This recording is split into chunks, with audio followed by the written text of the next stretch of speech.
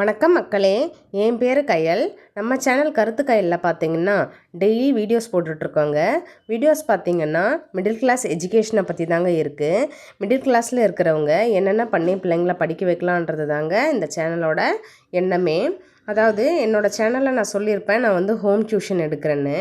இப்போ இன்றைக்கி இந்த வீடியோவில் நம்ம ஹோம் டியூஷனை பற்றி பார்க்கலாங்க.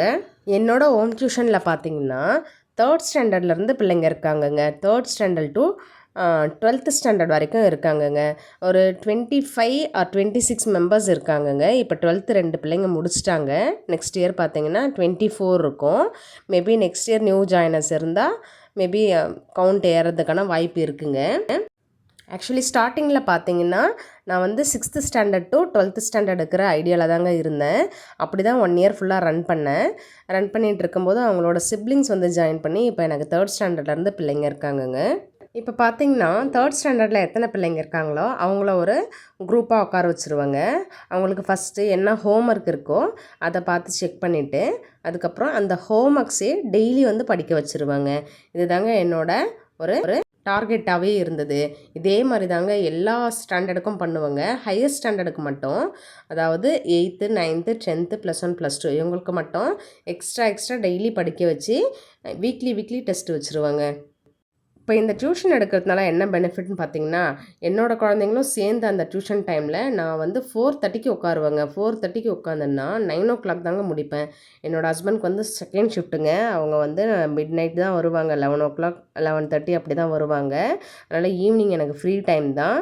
நான் 4:30க்கு உட்காந்தேன்னா 9 o'clock வரைக்கும் எடுப்பேங்க. இப்போ பார்த்தீங்கன்னா என் பிள்ளைங்களும் வந்து 5 o'clock உட்காருவாங்க. 5 o'clock உட்காந்து அவங்க 8:30க்கு முடிப்பாங்கங்க. அவங்களுக்குமே அந்த டைமிங் வந்து ரொம்ப நல்லா அமைஞ்சு போச்சுங்க. இப்போ பாருங்கள், ஒரே கல்லில் 2 மாங்கான்ற மாதிரி நம்ம ஈவினிங்கில் டியூஷன் எடுக்கிறதுனால நம்ம டிவி பார்க்க போகிறதில்ல. பிள்ளைங்க படிச்சுட்ருக்க போது நம்ம பிள்ளைங்களுக்கும் வேறு வழி இல்லை, அவங்களும் படித்து தாங்க ஆகணும். அதனால் ட்ரை பண்ணி பாருங்கங்க. ஹோம் டியூஷன் நல்லாவே இருக்குங்க. மிடில் கிளாஸ் லைஃப்பில் இருக்க நமக்கு ஒரு இன்கம் கிடைச்ச மாதிரி இருக்குங்க. இப்போ பாருங்கள், ஃபீஸ் டீட்டெயில் சொல்கிறேன். 3rd ஸ்டாண்டர்ட் 4th ஸ்டாண்டர்டுக்கு வந்து 500 rupees வாங்குறேங்க. அதே வந்து 5th 6th வந்து 700 வாங்குறேங்க. அதுக்கடுத்தது 7th 8th இவங்களுக்கு வந்து 1000 rupees வாங்குறேங்க. 9th 10th வந்து 1500 வாங்குறேன். +1 +2 வந்து 2000 rupees வாங்குறேங்க.